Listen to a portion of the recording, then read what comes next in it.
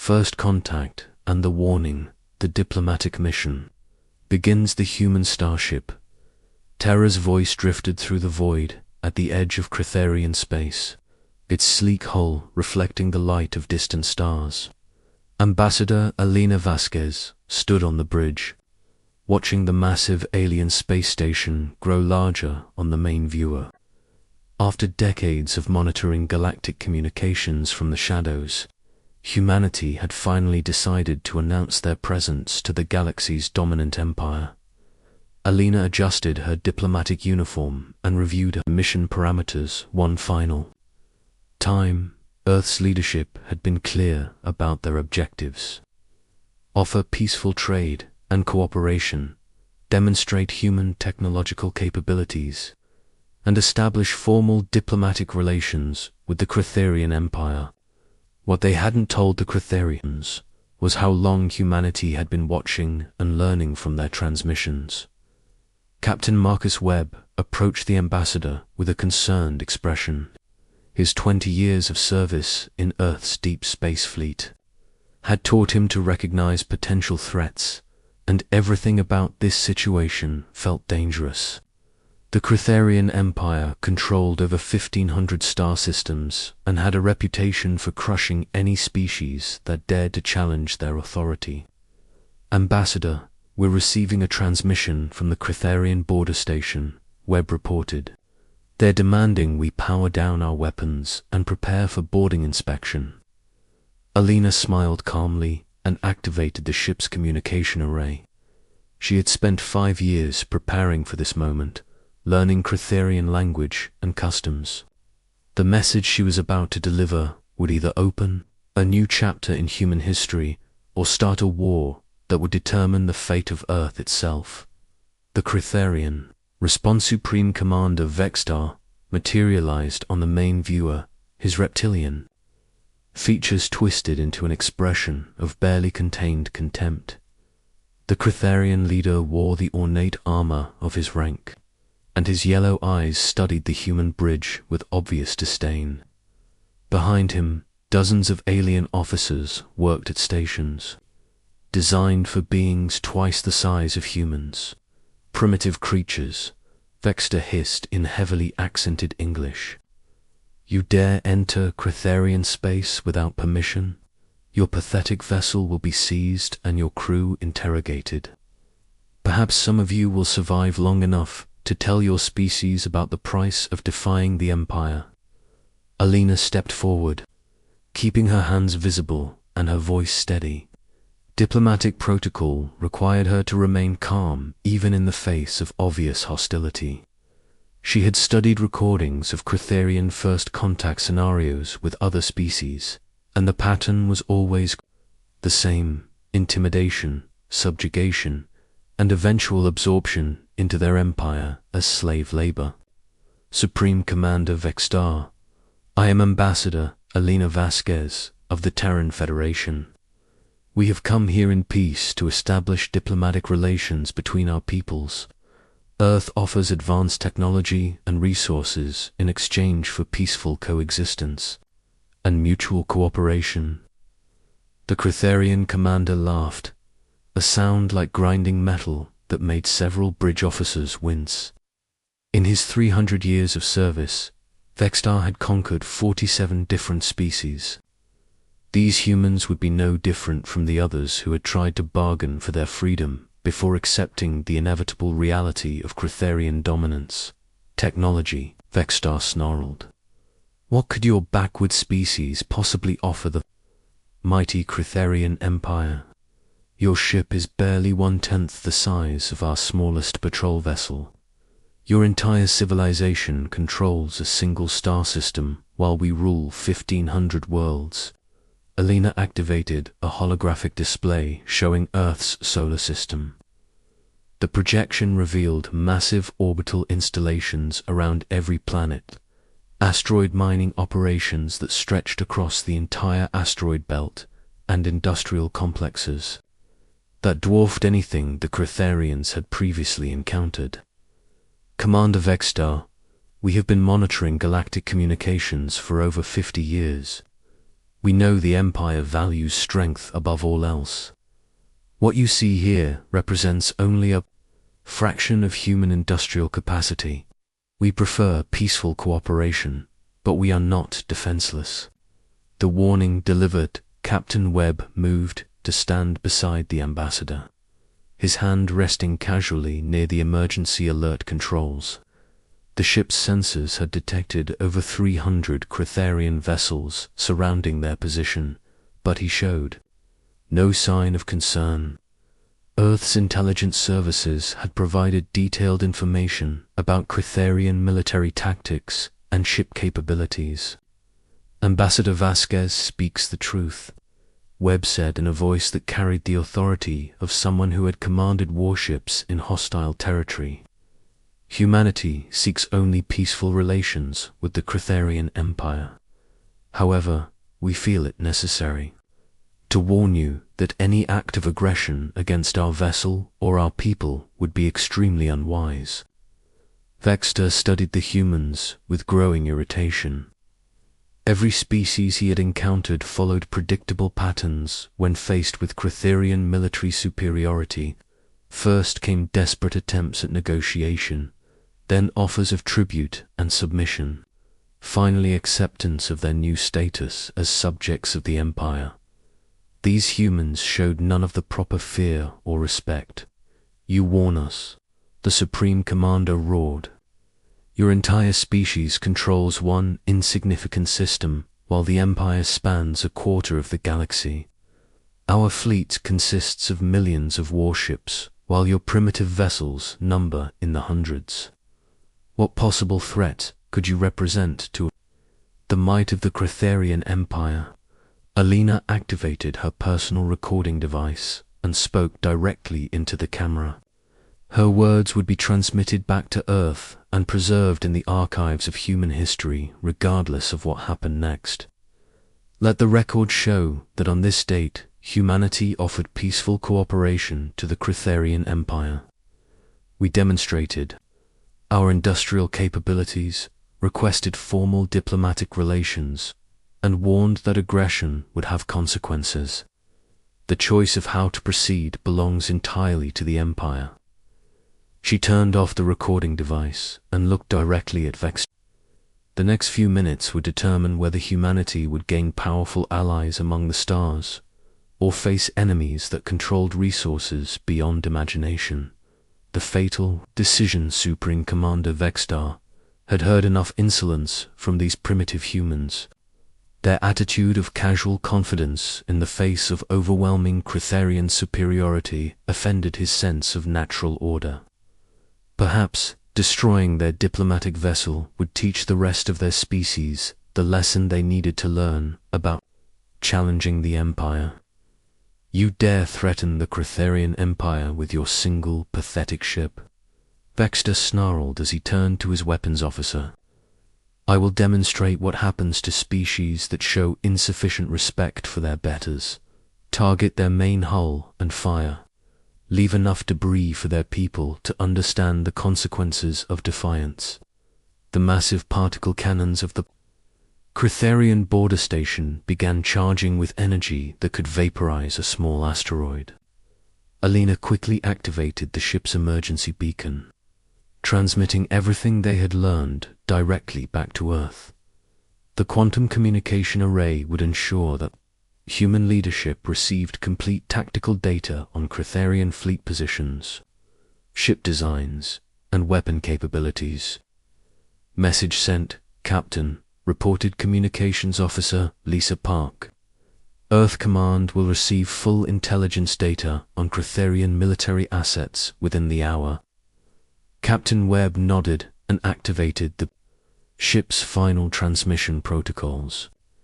His message would reach every human colony and military installation throughout their territory, carrying authorization codes that would trigger responses the Cretharians couldn't possibly imagine. This is Captain Marcus Webb reporting mission. Failure. The Cretharian Empire has refused peaceful contact and chosen war. All vessels are hereby authorized to implement Protocol 7. Repeat, implement Protocol 7 immediately. The point of no return. The Cretharian weapons fired with devastating power, turning the Terror's voice into expanding clouds of superheated plasma and twisted metal. Supreme Commander Vexter watched with satisfaction as the last traces of the human vessel disappeared from his sensors. He had taught these primitive humans their first lesson about the price of challenging Cretharian authority. However, as the alien fleet began making preparations to invade human space, none of them noticed the small quantum beacon that had ejected from the diplomatic ship seconds before its destruction. The device continued transmitting detailed intelligence data across interstellar distances, carrying information that would prove far more dangerous to the Empire than any conventional weapon. Vextar settled back in his command chair and began planning what he expected to be a quick conquest of the human home system. His scouts reported that Earth's defenses consisted of fewer than 800 vessels, most of them converted civilian craft with minimal military capability. The upcoming campaign would provide excellent training for his younger officers while adding another star system to the Empire's already vast domain. What the Supreme Commander didn't know was that in destroying the Terror's voice, he had just triggered the most carefully planned military response in human history. Earth's leadership had always hoped for peaceful contact with galactic civilization, but they had also prepared for the possibility that such contact might lead to war. For 50 years, human intelligence services had monitored Cretharian communications and studied their military doctrine. Every ship design, every tactical manual, and every strategic weakness had been catalogued and analyzed. When humanity finally revealed themselves to the galaxy, they came prepared for any possible response. The quantum beacon continued its transmission. As Cretharian forces began mobilizing for what they expected to be an easy conquest, within hours, the Empire would learn that humanity had been far more than passive observers of galactic affairs. They had been preparing for this exact scenario, and their preparations would reshape the balance of power throughout known space. As news of the diplomatic vessel's destruction reached Earth, military commanders across the solar system began implementing protocols that had been decades in the making. The Cretharian Empire had made their choice, and now they would discover what humanity looked like when they stopped trying to be peaceful neighbors and started acting like the apex predators they had always been. The Reckoning, the invasion fleet, arrived 6 months after the destruction of humanity's diplomatic vessel. The largest military armada in Cretharian history emerged from hyperspace at the edge of Earth's solar system. Fleet Admiral Carthax commanded 100,000 warships from the bridge of his massive flagship, watching with anticipation as the primitive human home system appeared on his tactical displays. The Admiral studied intelligence reports showing human space ahead. Their entire military appeared to consist of converted merchant vessels and outdated patrol ships scattered throughout the solar system. The humans had spent the past 6 months frantically building defensive installations around their inner planets, but such hasty preparations would prove useless against the overwhelming firepower of the Imperial fleet. Supreme Commander Vex stood beside Carthax, eager to witness the completion of humanity's conquest. The destruction of their diplomatic ship had been merely the opening move in what promised to be the Empire's easiest campaign in centuries. These humans would serve as an example to any other species that might consider challenging Cretharian authority. Admiral, reported the fleet's intelligence officer. Our forward scouts confirm that human defensive forces number fewer than 1,000 vessels. Most appear to be civilian ships, hastily converted for military use. They have concentrated their forces around the inner planets, leaving the outer system largely undefended. Carthax nodded with satisfaction. The tactical situation was exactly what Cretharian military doctrine predicted when facing a technologically inferior opponent. The humans were following standard defensive patterns that the Empire had encountered and defeated countless times before. What the Cretharian commanders didn't realize was that every aspect of their approach had been carefully monitored and analyzed by sensors they couldn't detect. Hidden throughout the solar system, human observation posts tracked the massive alien fleet while transmitting tactical data to Earth's military headquarters. Human strategy revealed on the bridge of the human flagship Defiance. Admiral Chen Rodriguez watched the approaching Cretharian armada with calm confidence. Her fleet of 750 vessels waited in formation around Luna, their weapons powered down and shields at minimum strength. 2 enemy sensors, they appeared to be making a desperate last stand with inferior equipment and inadequate numbers. The reality was far different. Every human ship had been built using technologies that the Cretharians had never encountered.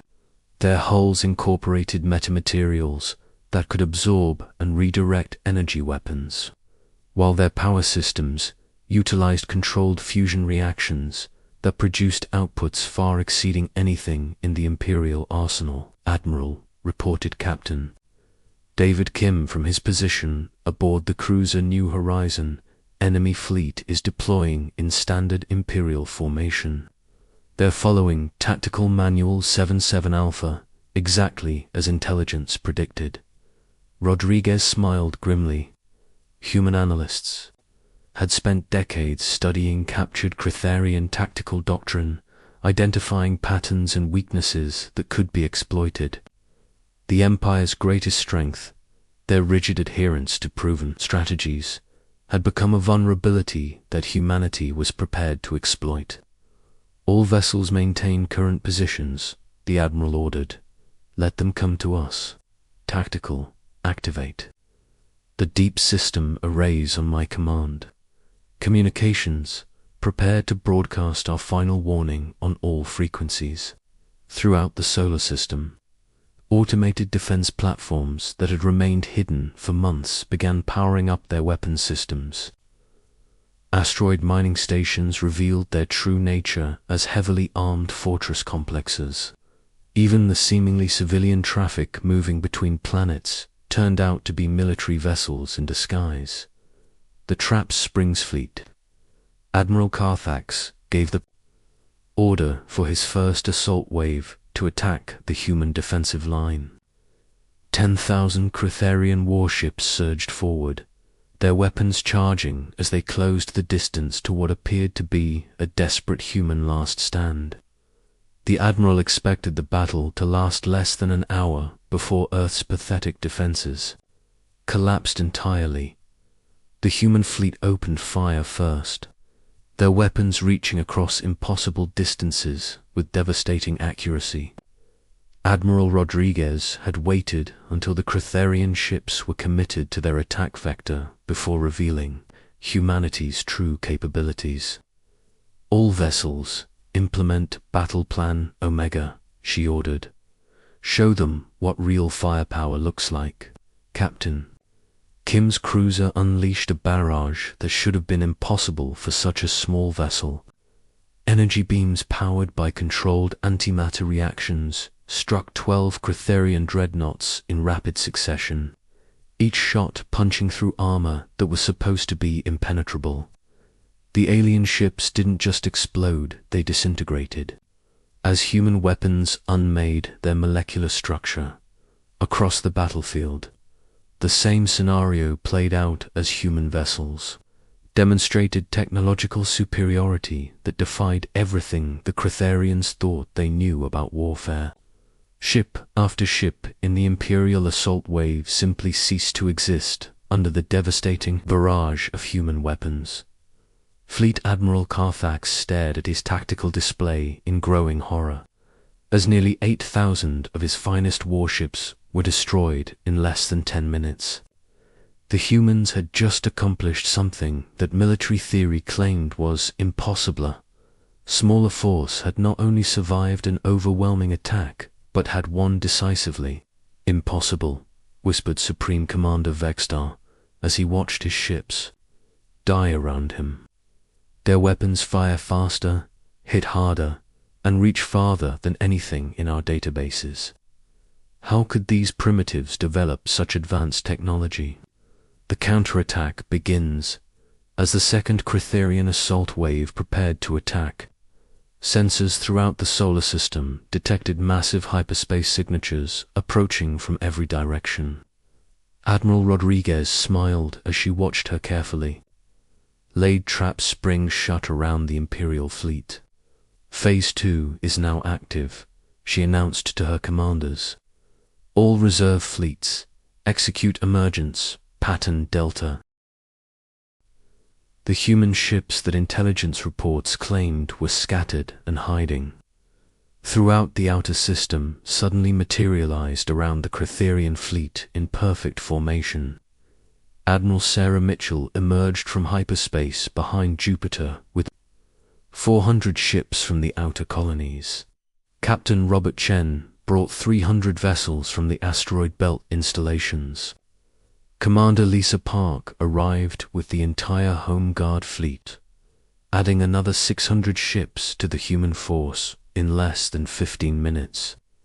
The tactical situation had completely reversed. What the Critherians had thought was a decisive numerical advantage suddenly became a trap, with human forces surrounding and outnumbering the Imperial fleet in local space. Admiral, reported the tactical officer with barely controlled excitement. Total human fleet strength now reads 2,800 vessels. The Critherian force is completely surrounded and cut off from retreat routes. Every withdrawal of human ships from outlying positions had been carefully choreographed to bring maximum firepower to bear at this exact moment and location. The Empire's intelligence services had been fed false information about human capabilities, while the real strength of Earth's military remained hidden until the perfect moment to reveal it. Technological superiority demonstrated Supreme Commander Vextar finally understood the full scope of human deception as he watched their true fleet capabilities unfold around his trapped forces. These weren't primitive beings who had stumbled onto a few advanced technologies. They were master strategists who had been studying and preparing for this confrontation for decades. All ships break formation and retreat immediately, he ordered. Desperately, we must escape before they complete their encirclement. It was already too late. Human fighter squadrons launched from hidden carriers and swept through the Critherian formation, like schools of deadly predators. Each human pilot demonstrated reflexes and tactical awareness that allowed them to outfight multiple enemy craft simultaneously, while their fighters themselves proved to be technological marvels that made Imperial designs look primitive. Admiral Rodriguez revealed the true extent of human technological advancement as her ships unleashed weapons that redefined the very concept of space warfare. Antimatter cannons produced energy outputs that were triple anything Critherian fusion technology could achieve, while defensive systems absorbed and redirected enemy fire with casual efficiency. All vessels activate full power output, she commanded. Demonstrate to the galaxy what happens when humanity stops holding back. The space around the human fleet blazed with energies that sensors across both fleets registered as impossible. Controlled antimatter reactions powered weapon systems that could unmake matter at the atomic level, while shield generators created protective barriers that were literally impenetrable to conventional weapons. Captain Kim targeted a Critherian super dreadnought that was 50 times larger than his cruiser and fired a single shot from his main antimatter cannon. The massive alien vessel didn't just explode, began breaking apart at the molecular level as the weapon dissolved the atomic bonds holding its hull together. Within seconds, a ship that had taken decades to build became expanding clouds of component particles. The reckoning complete, the battle continued for 18 hours as human forces systematically dismantled the largest military fleet in galactic history. Admiral Rodriguez had given strict orders to minimize casualties while demonstrating overwhelming technological superiority. The goal was not genocide, but education, showing the galaxy that humanity would not be conquered or intimidated. As the surviving Cretharian ships finally managed to break free and flee toward their home territory, they carried with them recordings and sensor data that would reshape galactic politics forever. The empire that had dominated known space for 3,000 years had been decisively defeated by a species they had dismissed as primitive. Fleet Admiral Carthax sat in his damaged command chair, staring at casualty reports that seemed impossible to believe. Over 70,000 Cretharian vessels had been destroyed or disabled, while human losses totaled fewer than 30 ships.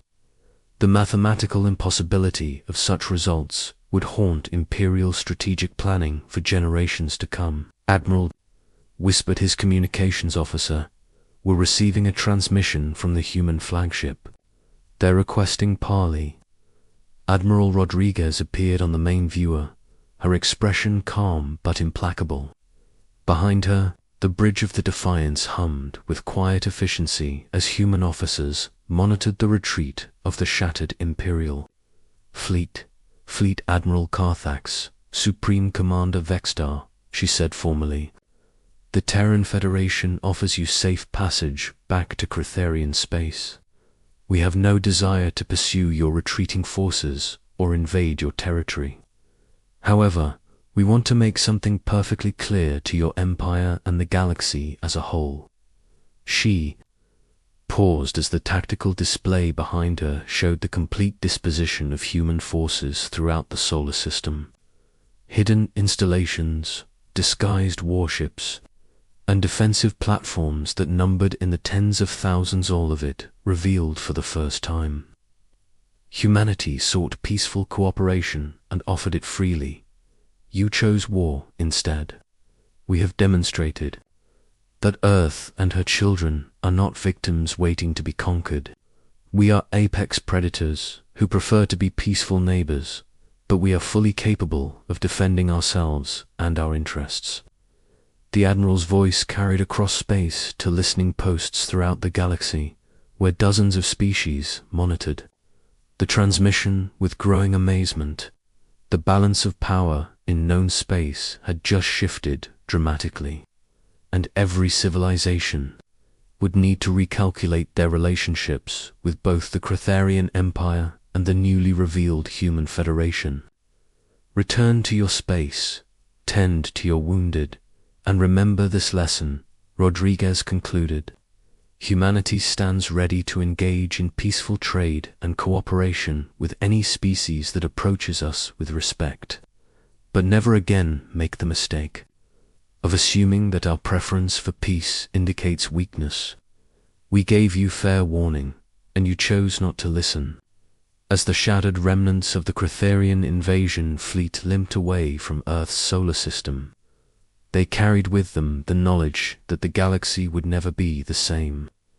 Humanity had announced their presence with overwhelming force, but they had also demonstrated restraint and honor in victory.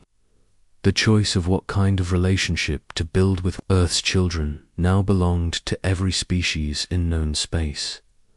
The age of unchallenged Cretharian dominance was over, and the age of human influence in galactic affairs had begun.